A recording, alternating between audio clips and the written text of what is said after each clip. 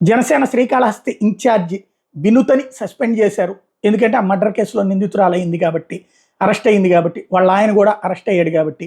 అయితే ఈ విషయంలో ఇప్పుడు పెద్ద చర్చే జరుగుతోంది. ఎందుకంటే ఆమె నిన్న మాట్లాడినటువంటి మాట ఏది మమ్మల్ని రాజకీయాలంటే ఎంత దరిద్రంగా ఉంటాయని తెలియదు, కుట్రలు చేశారని. ఎవరు అని అడిగినప్పుడు వాళ్ళ ఆయన చెప్పాడు. ఆమెమో బయట నిదానంగా బయటికి తెలుస్తుందని చెప్తే వాళ్ళ ఆయన చెప్పుకొచ్చాడు బొజ్జల సుధీర్ రెడ్డి అని చెప్పేసేసి, తెలుగుదేశం పార్టీకి సంబంధించిన ఎమ్మెల్యే, మాజీ మంత్రి కొడుకు. అదే సందర్భంలో ఆ బొజ్జల సుధీర్ రెడ్డి వచ్చేటప్పటికి ఇది జగన్ కుట్ర అని చెప్తూ, అదే జగన్ కుట్రలో జనసేన వాళ్ళు పావులయ్యారన్నటువంటి కోణంలో ప్రొజెక్ట్ చేస్తూ ఆ అబ్బాయికి మాత్రం అంత్యక్రియలకు సహకరిస్తామని ప్రకటించాడు. అది కూడా పొద్దున మాట్లాడుకున్నామా.